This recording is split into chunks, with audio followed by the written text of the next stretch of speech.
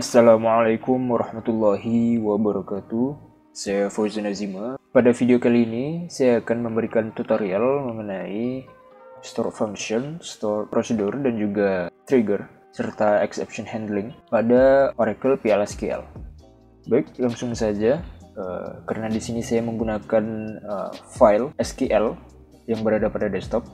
Jadi di sini pada CMD, saya masuk ke folder desktop terlebih dahulu. Kemudian masuk ke dalam SQL Plus. Di sini saya akan menggunakan user yang sudah saya buat sebelumnya.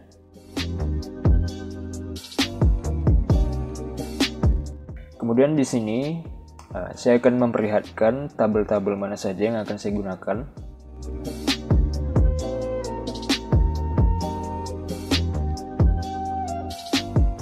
Jadi di sini saya akan menggunakan ada 4 tabel. Yang pertama yaitu stock out, kemudian ada tabel item, kemudian tabel stock, dan juga tabel stock in. Jadi di sini saya akan perlihatkan mengenai stock out terlebih dahulu atau stock in terlebih dahulu.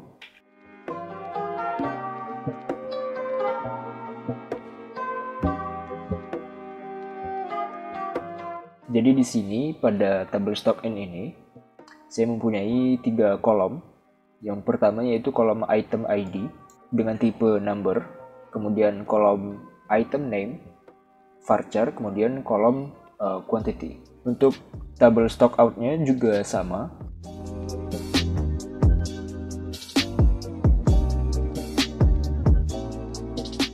Tabel stock out sama di sini. Kolom-kolomnya juga sama. Kemudian untuk tabel item,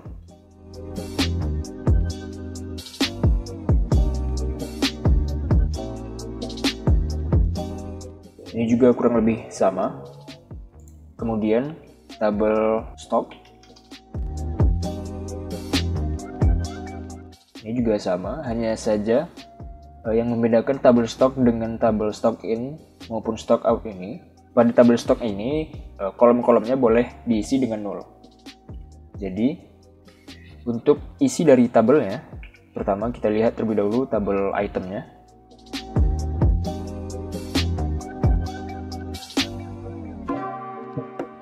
Jadi di sini ada nama-nama itemnya dan juga item ID-nya.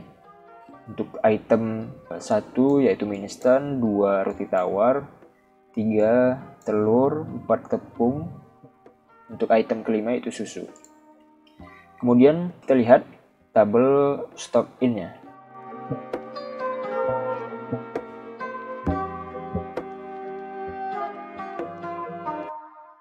Bisa kita lihat di sini ada 10 baris data, yaitu menyimpan data-data item, ada item ID dan juga item name-nya. Kemudian ada quantity-nya juga. Jadi di sini kalau kita urutkan,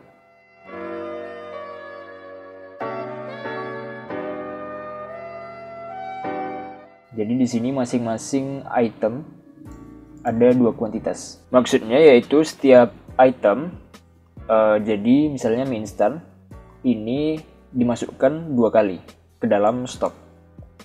Roti tawar juga sama, 2 kali, semuanya 2 kali. Kemudian kita lihat pada tabel stock out.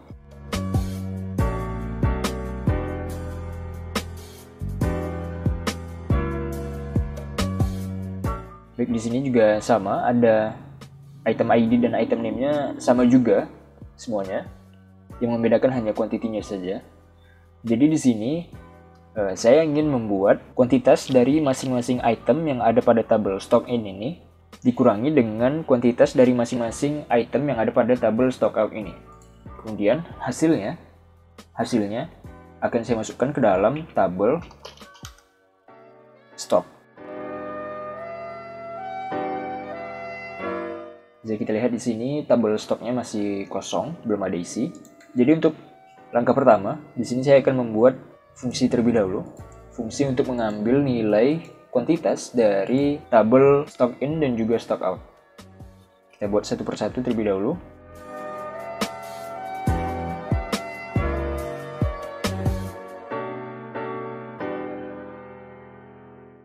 Baik, jadi di sini saya membuat fungsi yang mengambil nilai total kuantitas dari tabel stok pada ID yang akan kita masukkan dalam parameter fungsi ini.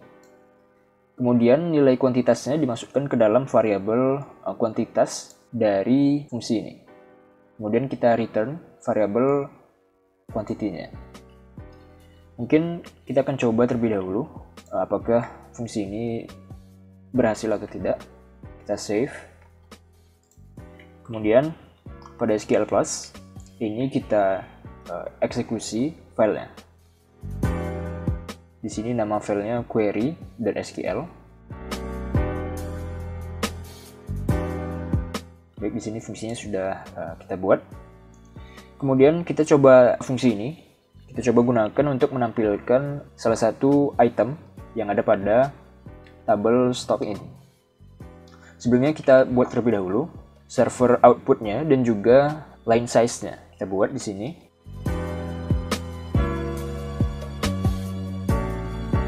Kemudian kalau sudah kita buat anonymous block, kita panggil fungsi stock in ini, get stock in ini.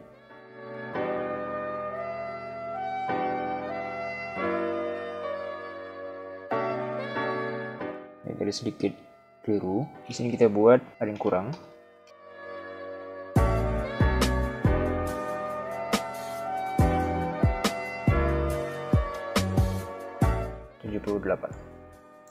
Baik, fungsinya berhasil dijalankan.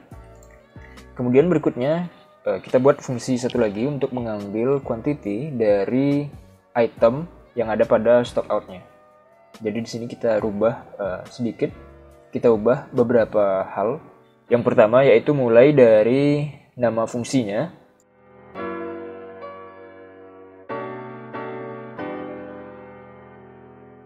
Kalau sudah kita save, kemudian kita eksekusi di PL/SQL. Kemudian kalau sudah kita tes.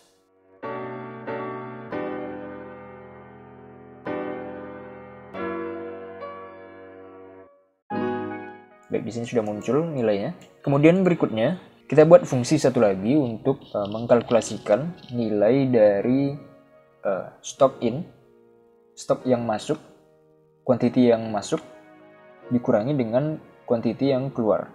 Mungkin untuk lebih jelasnya akan saya buatkan fungsinya terlebih dahulu.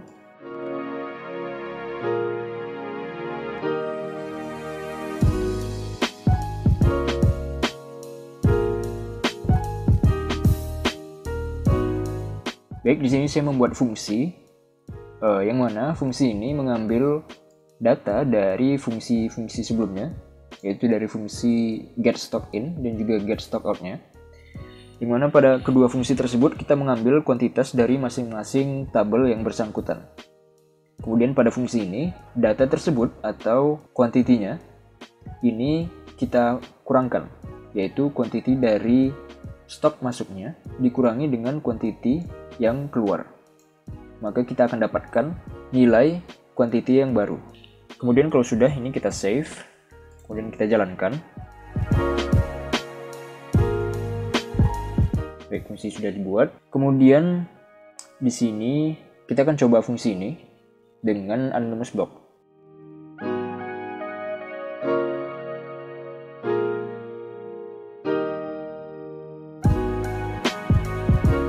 Di sini sudah muncul nilainya.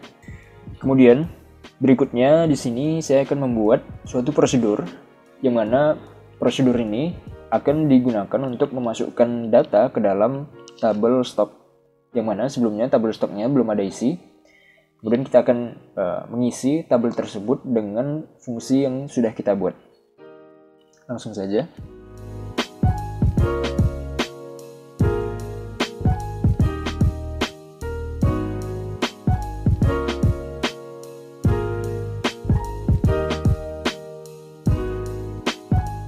Baik, di sini saya membuat prosedur yang digunakan untuk memasukkan data ke dalam tabel stok. Jadi di sini saya mempunyai beberapa variabel. Yang pertama ada variabel item ID, untuk menyimpan ID dari masing-masing item dari tabel item. Kemudian berikutnya ada variabel item name. Ini sama juga, kurang lebih sama dengan item ID yang tadi. Jadi item name ini digunakan untuk menyimpan nama dari item pada tabel item. Kemudian ada variabel counter. Variabel counter ini digunakan untuk menghitung berapa banyak baris dari tabel item. Di mana tabel item tadi hanya terdiri dari 5 baris data saja, karena isinya itu hanya menyimpan masing-masing item saja. Misalnya item dengan ID 1001 itu item name-nya minstar dan seterusnya. Kemudian pada counter ini kita gunakan sebagai loop. Kita gunakan pada looping. Jadi misalnya kalau di dalam tabel item ini kita tambah data, jadi misalnya kita ingin menambah baris atau menambah data pada tabel item, yang mana sebelumnya tabel item itu awalnya kita isi 5 data, kemudian misalnya kita ingin menambah menjadi 6 atau bahkan lebih dari 6, kita tidak perlu merubah loopingnya, karena kita sudah otomatis mengambil jumlah dari banyaknya data yang ada pada tabel item. Kita gunakan sebagai looping. Kemudian berikutnya pada baris commit ini, jadi di sini karena kita memasukkan data ke dalam tabel stock dengan value-nya, item ID, item name, dan juga quantity-nya, kita gunakan fungsi stock count. Kemudian karena ada kemungkinan kalau misalnya kita jalankan prosedur ini 2 kali, maka datanya akan berganda. Untuk mencegah itu, kita gunakan exception handling. Jadi di sini misalnya, jika row counter ini kita dapat dari banyaknya data pada stok, kita ambil, ini masih dalam looping. Jadi setiap kali perintah insert ini dijalankan, kita akan mengecek juga apakah ada ID yang lebih dari 1. Apakah ada ID yang lebih dari 1? Misalnya, pada tabel stok ini kita inginkan masing-masing itemnya hanya mempunyai 1 baris data saja. Kemudian jika di dalam tabel tersebut terdapat item yang muncul 2 kali, maka kita akan menghandle dengan exception handling ini. Kita panggil exception handlingnya, kita raise counter exception, yang mana pada counter exception ini kita akan merollback ke semuanya. Kita akan merollback keseluruhan dari insert into values ini. Itu kenapa kita gunakan perintah commit di sini, agar rollback-nya ini mengembalikan data sebelum insert ini dijalankan. Kalau misalnya kita letakkan di setelah insert, maka ini datanya tetap akan muncul ganda. Baik, ini kalau sudah kita save, kemudian kita jalankan pada SQL Plus.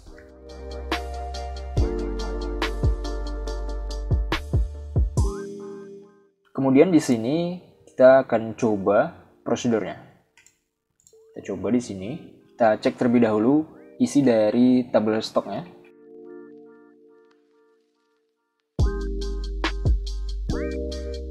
Baik, di sini masih kosong. Kemudian kita akan coba execute prosedur yang kita buat barusan.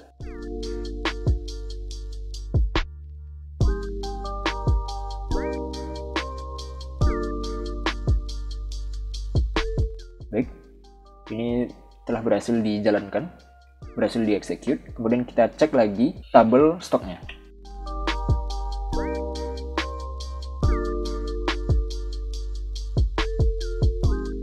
Baik, di sini sudah ada nilainya.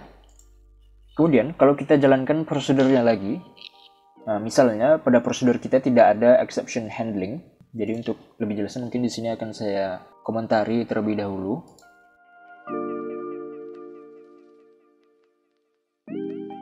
Kemudian kita coba lagi, kita save.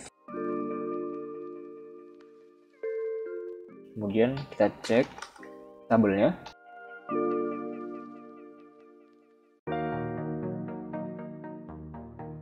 Kemudian kita coba jalankan prosedurnya.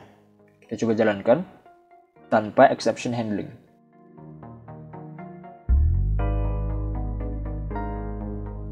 Kita coba cek tabelnya lagi.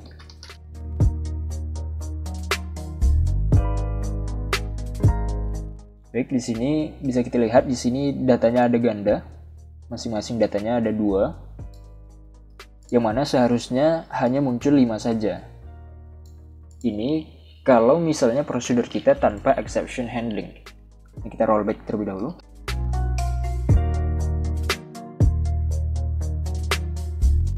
Ada, mungkin kita truncate saja.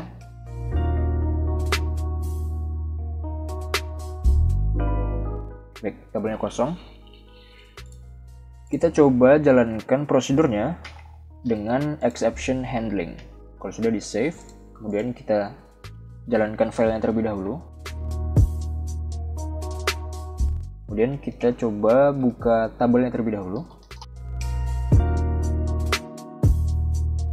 Isi kosong. Kemudian berikutnya kita coba jalankan prosedurnya.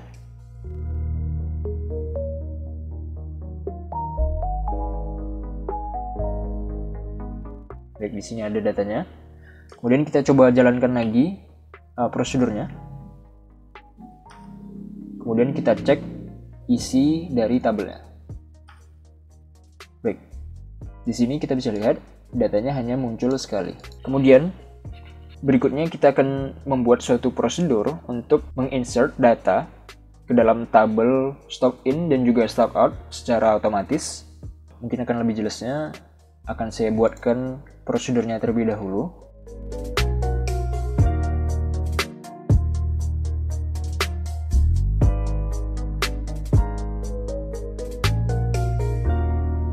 Baik, di sini prosedurnya kita gunakan 4 variabel. 4 variabel ini digunakan 3-nya untuk memasukkan ke dalam tabel, satunya sebagai loop. Kemudian di sini saya membuat suatu save point dengan nama undo random. Ini akan kita gunakan nantinya. Mungkin akan saya jelaskan mengenai save point undo random ini pada prosedur setelah ini. Kemudian di sini saya menggunakan looping. Pada looping pertama ini memasukkan data ke dalam stock in, yang kedua ke dalam stock out. Kemudian sebelum datanya dimasukkan, pada item ID-nya, ini saya ambil nilai random dengan rentang antara 1 sampai 5, kemudian ditambahkan dengan 1000, yang mana ini akan mengisi variabel item ID-nya, misalnya 1001, 1002, dan seterusnya. Kemudian, di sini saya mengambil item name pada tabel item yang dimasukkan ke dalam variabel item name dengan ID sesuai dengan ID yang sudah di random ini. Kemudian kuantitinya juga sama, ini di random juga. Kita random dengan nilai dari 1 sampai 100. Jadi kuantitasnya ini random, mulai dari 1 hingga 100. Setelah semua variabelnya terisi, kemudian ini kita masukkan ke dalam tabelnya. Kita insert datanya ke dalam tabel stock in. Untuk stock out-nya juga sama. Jadi di sini mengapa saya menggunakan case dalam looping ini? Karena kalau tidak saya gunakan case pada loopingnya, maka item yang nilai yang di random ini akan sama. Jadi misalnya quantity pada stock in 5, quantity pada stock out-nya juga 5. Jadi untuk mendapatkan nilai random yang terpisah, saya gunakan case. Kemudian berikutnya save point ini. Jadi pada insert data ini, ada kemungkinan quantity pada stock out-nya lebih besar daripada quantity stock in-nya. Yang mana jika dijumlahkan akan menghasilkan nilai minus. Maka dari itu, kita akan membuat suatu prosedur yang mendeteksi apabila nilai stoknya minus, maka akan mengembalikan nilai ke sebelum data tersebut dimasukkan ke dalam tabel. Kita gunakan save point undo random. Baik, di sini kalau sudah kita save, kita jalankan filenya.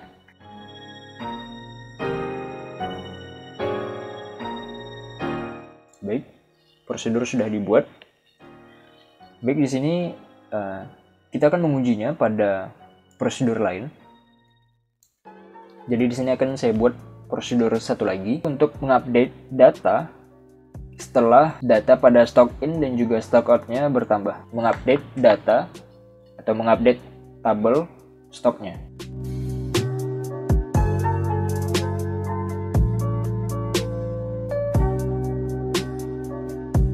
Maaf, ada sedikit kesalahan teknis. Baik, kita akan lanjutkan lagi.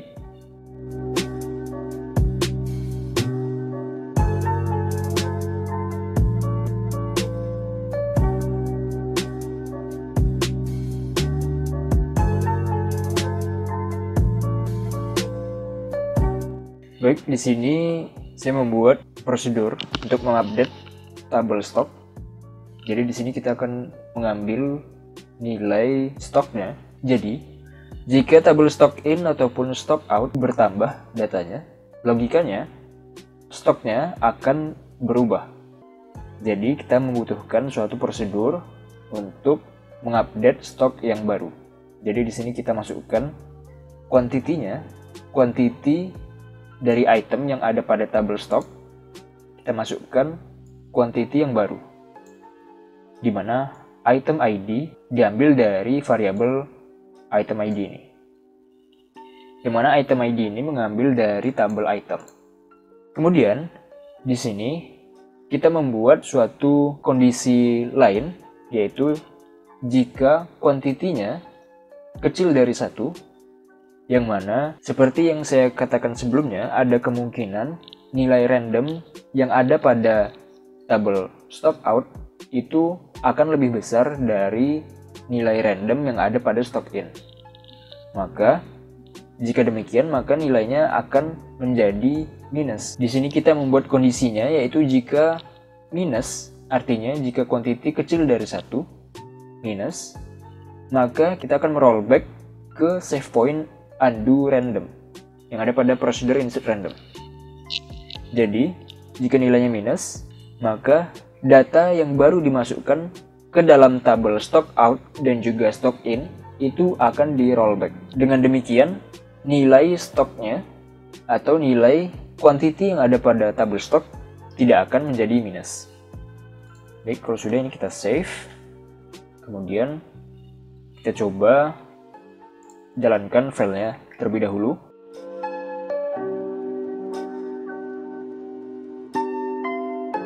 Baik, sudah terbuat.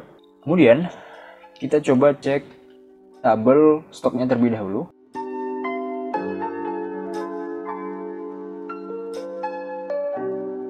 Baik, di sini ada datanya. Kita lihat ini. Kemudian berikutnya kita coba eksekusi prosedur insert randomnya.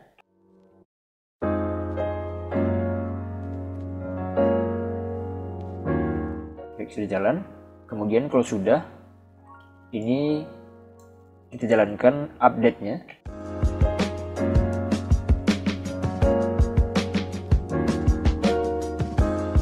Sudah jalan. Kita coba cek tabel stoknya lagi.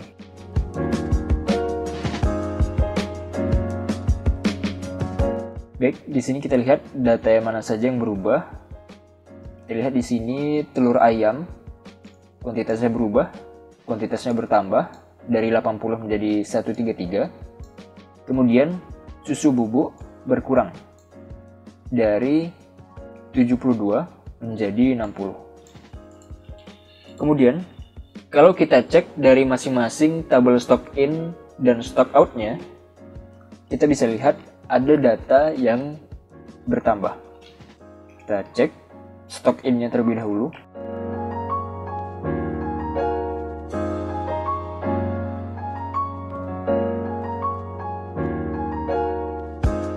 Baik, kita lihat di sini ada 4 data dari item telur. Kemudian kalau kita cek pada stock out,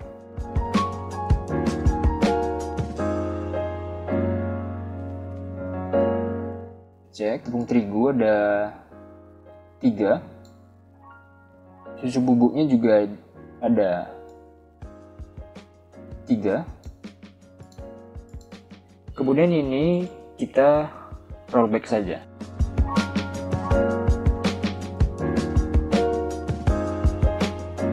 Untuk mengembalikan nilainya seperti semula. Kita coba cek tabel stoknya lagi.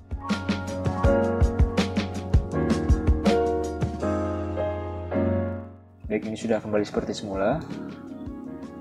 Kemudian berikutnya di sini saya akan membuat suatu trigger, yang mana dalam trigger ini saat kita memasukkan nilai atau menambah nilai atau insert data pada tabel stock in maupun stock out, maka otomatis prosedur update stoknya akan dijalankan.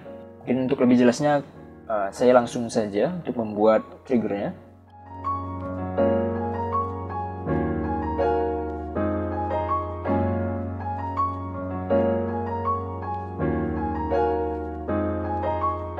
Baik, pada trigger ini saya menggunakan compound trigger, yang mana jika ada perintah DML pada tabel stock in ini, jika ada perintah DML yang berlangsung pada tabel stock in, maka secara otomatis prosedur update stoknya dijalankan. Baik, ini kita save. Kita coba jalankan filenya. Baik, triggernya sudah dibuat. Kemudian berikutnya kita coba lagi, kita cek tabel stoknya terlebih dahulu.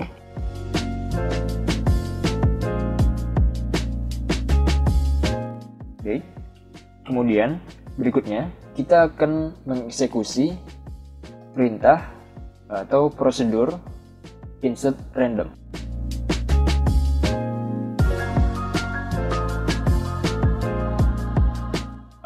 Karena kita menggunakan prosedur insert random ini, maka seharusnya secara otomatis tabel stok ini diupdate. Kita jalankan. Baik, ada sedikit keliru. Sebelumnya saya sudah membuat trigger satu lagi untuk stock outnya. Kita drop terlebih dahulu.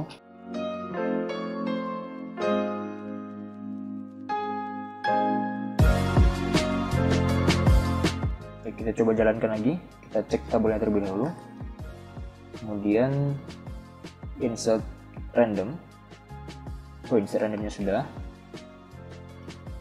Kita coba update secara manual. Kita lihat apakah ada data yang harus diupdate.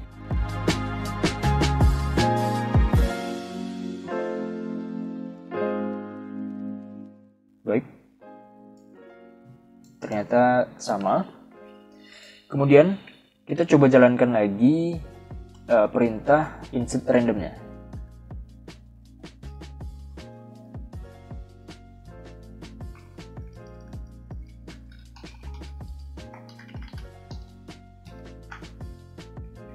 Baik, kemudian kalau sudah kita coba cek.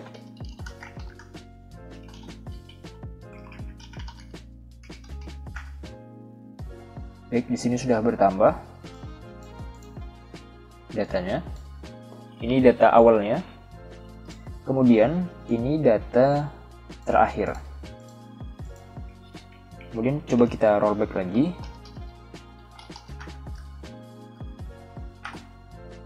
Ini menjadi data awalnya. Kemudian untuk melihat prosedur apa saja yang sudah kita buat, ini akan saya kosongkan terlebih dahulu tabel stoknya.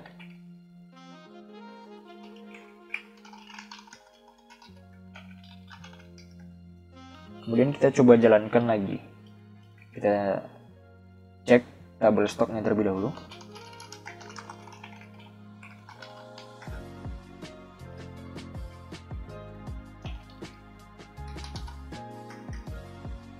Baik, tabelnya kosong. Kemudian karena masih kosong, kita gunakan prosedur insert stock.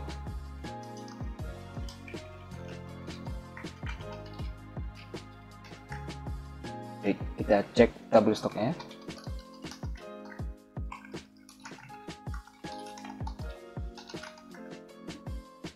Kemudian kita coba jalankan insert randomnya.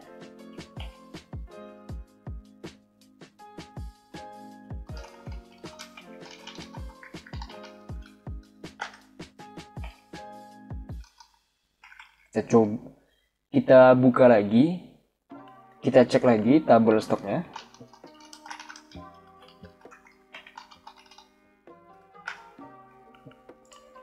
Baik, di sini datanya sudah berubah. Yang berubah yaitu pada susu bubuk. Susu bubuknya bertambah, kemudian tidak ada yang berkurang. Selebihnya nilainya sama. Baiklah, mungkin cukup sekian video dari saya. Apabila ada salah kata atau mungkin penjelasan yang kurang dapat dipahami, saya mohon maaf. Terima kasih atas perhatiannya, semoga bermanfaat. Assalamualaikum warahmatullahi wabarakatuh.